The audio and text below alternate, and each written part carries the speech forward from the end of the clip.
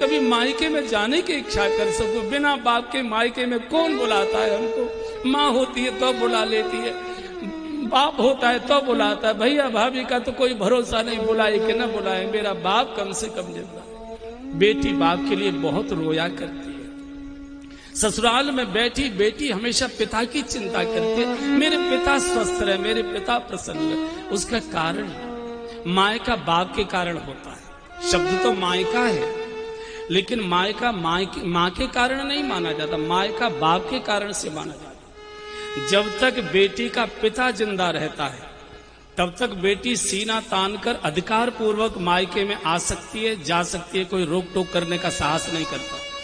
लेकिन पिता की मृत्यु के बाद माँ चूंकि भैया और भाभी के अधीन हो जाती है तो मायका फिर भैया भाभी की इच्छा से मिलता है, अधिकार पूर्वक नहीं मिलता।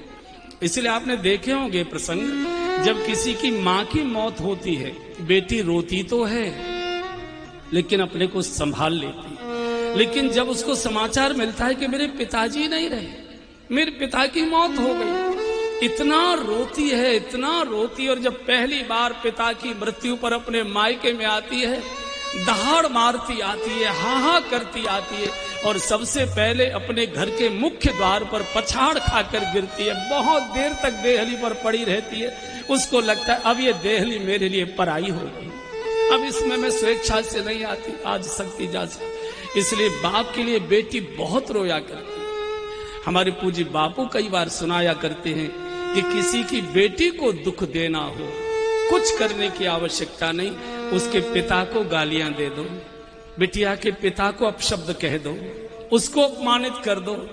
बहू सब कुछ सहेगी, लेकिन मेरे बाबूजी को कोई कुछ बोले बहू सहन नहीं कर पाती, बिटिया सहन नहीं कर पाती।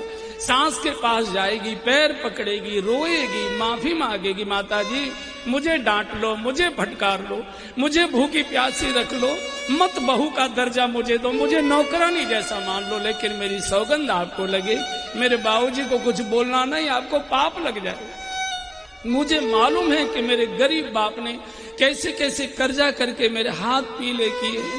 मुझे मालूम है कि आपके दरवाजे के चक्कर काटते काटते मेरे बूढ़े बाप की एड़ियां घिस गई थी, तब मेरी शादी हुई। अभी तो मेरे बाप की पीठ से कर्जे का बोझ नहीं उतरा है। दिन भर भूखी रोती रहेगी, सारे घर को भोजन बना के खिला देगी, लेकिन बाप के लिए किसी ने बोला है बेटी के मुंह में टुकड़ा नहीं जाता। विधाता ने इस सृष्टि में बहुत सारे पवित्र नाते बनाए हैं, लेकिन जितना पवित्र नाता बेटी और बाप का बनाया है, इकलौते बेटे की मौत हो जाती है, बाप नहीं रोया करता, छाती पर पत्थर रख लेता है। सारा गांव मोहल्ला रोता है, लाश को आंगन में देखता है, सारा गांव फूट पड़ता है, लेकिन बाप अपनी छाती पर पत्थर रखकर आंसुओं को पी लेता है। लेकिन वही बाप जब पहली बार अपनी बिटिया को हाथ पकड़कर ससुराल के लिए डोली में बिठाता है, ऐसे रोता है जैसे कोई बच्चा अपनी माँ के लिए रोया करे। उसका कारण सारे परिवार का पालन पिता करता है और पिता का पालन उसकी बिटिया करती है। सबसे कारुणिक प्रसंग होता है जिस समय कोई पिता अपनी बेटी को ससुराल के लिए बिठाता है। बड़े बड़े पद वाले, बड़े बड़े पैसे वाले, बड़े बड़े गंभीर स्वभाव वाले, जो कभी खुलकर हंसते भी नहीं है,